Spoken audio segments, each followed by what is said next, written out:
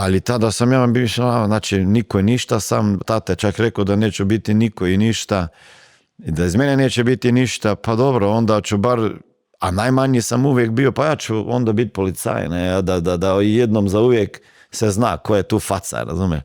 Ne znam, neki takvi drive je možda bio, tak sam ja došao u srednju policijsku školu u Ljubljani, prvi dan škole, sjećam se, bilo je nas je 240 ovih kadeta u prvo godište, plus ostalih još koliko, 700, ne. I tada je rekao ovaj direktor te škole srednje policijske, kaže, moramo reći danas da ova generacija koja je danas primljena u prvu godinu, najbolji iz ove generacije će za 4 godine imati mogućnost da na troškove države ide na studij, na višu školu za unutrašnje poslove i onda na pravni fakultet, jer moramo ulagati u mlade, moraju biti educirani. A do tada su onako policajci išli najprije na teren, pa kad su išli prema penzije, onda su ih slali u neke tečajeve i u višu školu, pa su onda završili kao komandiri. I sad su oni rekli, trebamo mlade ljude odmah educirati. I ja kad sam stao tamo posljednji u tom redu, ja čujem da će najbolji đak moje 21. generacije otići na studij. Ja sam tada odlučio da ću ja biti taj za 4 godine. Ja sad tada nije bilo tvog podcasta i intervjua i ne znam ostalih čuvenih autora, ali ja sam tada odlučio da ja druge šanse da postanem neko i nešto nemam. I da jedino da ja imam visoku školu i da sam pravnik diplomiran i da jednom tati dokažem da nije bio u pravu, to je bio moj drive, kasnije sam tek prepoznao to, ne samo taj studij, pa nagrada pištol, pa tako dalje, taj drive je bio više da dokažem se tati, to sam tek sa 30 godina ja skontao, ne. Malo mi se posvetilo na dan kada se to desilo, reći ću ti šta, no, znači ja sam donio odluku i znači ja nisam znao sad kako i šta, jer tu je puno faktora, ti moraš imati dobre ocjene, jel tako, i onda verovatno je bilo i lobinga, kod koji učitelj i razrednik će imati najboljeg đaka, jer to su se, znači, bodovi dijelili, verovatno, ja to ne znam, ali sve je politika. I znaš šta, ja sam svako večer molio se Bogu da bi bio najbolji. Svako večer. Prije za spavanje. Znači sad, ja nisam sad tako vjeran da bi svaki dan išao u crkvu, ali vjerujem u nešto više, da gore postoji, i to je bila ona moja molitva, Oče naš, pa onda moja, daj Bože da bi bio najbolji đak 21. generacije srednje policijske škole, da bi onda bio primljen na višu, da bi tamo bio najbolji, da bi tata dugo živjela, mama dugo živjela, ja dugo živjela, svi bili zdravi. Ja danas znam na pamet, svake večer sam ja to radio. I onda na kraju, kada sam završio prvu godinu, ovaj koji je bio u četvrtoj godini, taj je završavao. I tad je bilo isto priredba slavna, znači slavlje, na kraju izađe generacija policajaca na stadion, zamisli si Maksimir ili stadion Maribora, ljudi stoje tamo, nas 900 mladih đaka, crveni tepih na sredini, spremljen za najboljeg đaka ove generacije koja izlazi, i on ima govor ispred cijele generacije. Tamo ti je pleh muzika, ministarstvo unutrašnjih poslova, ministar, možda još predsjednik države, tvoji roditelji, oko 3-4 hiljade ljudi. Sad kad pričam, meni idu, kako se kaže, da, trnci mi idu po tijelo. I ja vidim tog momka kako on ide, a bio je iz mog sela čak. I ja ga vidim kako ima govor. Znaš šta, Vinko, ja sam se tu noć pripremio moj govor i onda sam i svaku noć vježbao taj govor i vizualizirao. Sad znam da to vizualizacija bija. Kako ja idem tamo i da sam ja najbolji. Znači, radio sam neke stvari za koje nisam tada pročitao knjige, ali onako ja kažem ljudima, pa vi instinktivno već radite neke stvari i vama su se pojavile u životu stvari u kojima ste maštali, željeli, odlučili, radili za to, ustrajali. I sad ne vjerujete da je druga stvar moguća.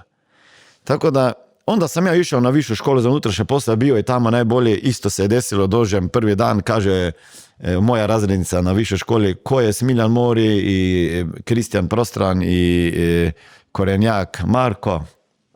I nas troje ustanemo, kaže, vi što ste došli, troje smo išli najbolji, tad nisu samo jednog, nego troje slali. Kaže ona, samo da ne mislite da ovdje je tako lako, ovdje ne možete biti najbolji. Sjedite. Ja ustanem, kažem, mi ćemo svi troje biti najbolji, idemo na pravni fakultet. I opet smo bili najbolji, išli smo na pravni fakultet.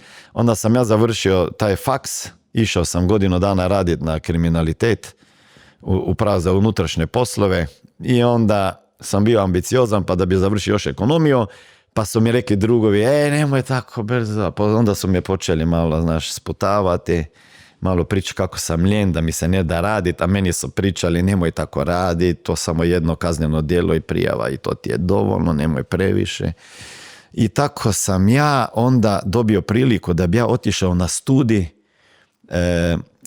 u biti bi išao za asistenta na školu gdje sam ja završio višu školu za unutrašnje poslove. Ja bi tamo mogao postati asistent za kriminalistiku i katedru kriminalistika i kriminologija. To bi vjerovatno bi još danas bio tamo negdje ili u nekoj upravi nešto. I ja sam imao podršku direktora kriminalističke policije koji je tada bio, Klavora Mitja, pa Anton Dvoršak je tada bio taj predstavnik te katedre. I onda sam ja radio prijemne ispite ispred profesora, to su bili moji prvi javni nastupi, ne sjećam se ih jer sam pao skoro nesvijest, suho grlo i sve.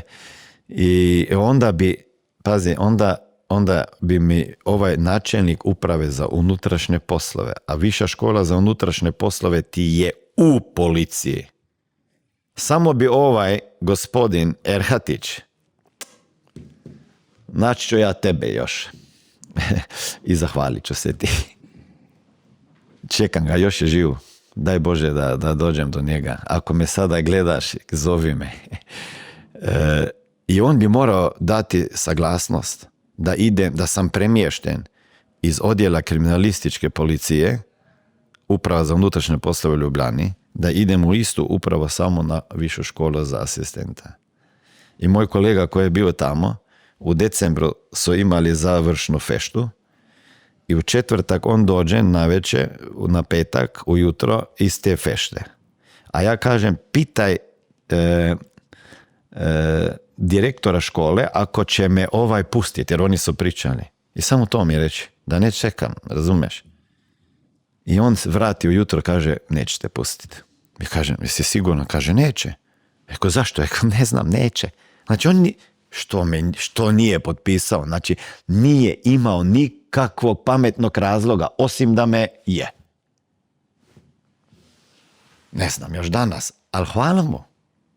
Ja sam to već odlučio opet, da ću dati otkaz u policiji, da meni neće neko određiva kada i gdje ću ja napredovati, pa makar ostave sve za sobom, dođem u petak kući, sjednem za stol, uvijek me čekala večera, tata mi stavi večeru, ja ne znam kako da krenem i kaže, znaš šta, ja sam odlučio da ću dati otkaz u policiji, tata poludi. Jesi ti lud? Tu smo te uzgajali, plaćali, škola, sad bi imaš posao za cijeli život. Ako ćeš to napraviti, ne želim te više vidjeti u kući, bla bla. Uglavnom, posvađali smo se, nisam ni pojeo, uzmem onaj tanjur, unesem u kuhinju i tak ga bacim, znači ono korito, još danas vidi, leti sve. Lupim vratima, sjednem u auto, idemo u neku diskoteku sa kolegima, napijem se, da su me iznijeli. Oni su me pa nemoj otkaz, Miljan, pa posao, pa ovo. I ja u ponedjeljak dođem na posao, zovem sve ove koji su bili sa mnom, 12 njih, 15 na ručak, u Domžale, na golaš. Oni se zeze, hoćeš li dati otkaz? Ja kažem da, u 2:30 dođem, napišem otkaz i odnesem načelniku uprave za unutrašnje poslove otkaz. I to je bilo to. I onda, šta sada? Onda sam neko vrijeme radio na sudu, 2 godine, kao pripravnik za pravosudski ispit. Plaća moja iz policijske iz 1200 pala na 600 maraka, tako da, ajmo reći njemačkih, ne? Na pola. A meni je samo stan bio 500. Znači, tad sam prvi puta vidio, moram početi nešto raditi. I sad, najprije iznajmljivanje nekretnina, pa prodavanje, pa onda je to malo palo, jako nepredvidljivo to nekretninsko tržište, pa onda sam došao u kontakt sa osiguravajućom industrijom i tu sam se pronašao i slučajno opet došao na neki seminar. Moje uvjerenja o tome su bila strašno ograničavajuća. Za mene je bilo sve prevara, prodaja, magle, piramida, sve bio kriminal jer tako sam bio uzgojen. A onda ja se kažem, jedan čovjek, jedna knjiga, jedan seminar ili jedan ovaj podcast i može promijeniti život za uvijek. I tako već 27 godina sam u ovoj industriji, iako me ljudi znaju po nekim drugim stvarima na socijalnim mrežama, tak ti je to. Ne znaš, ja kažem, ako se vama neka vrata u životu zatvore, to je vjerovatno jer se druga otvaraju. I dok ti se lijepo, fino ne smjestiš u kauč pa kažeš pa možda ima razloga da su mi zatvorili ova vrata. Jer se otvaraju bolja. Jer ja sam tada sebe vidio kako predavam, jel tako, učim druge.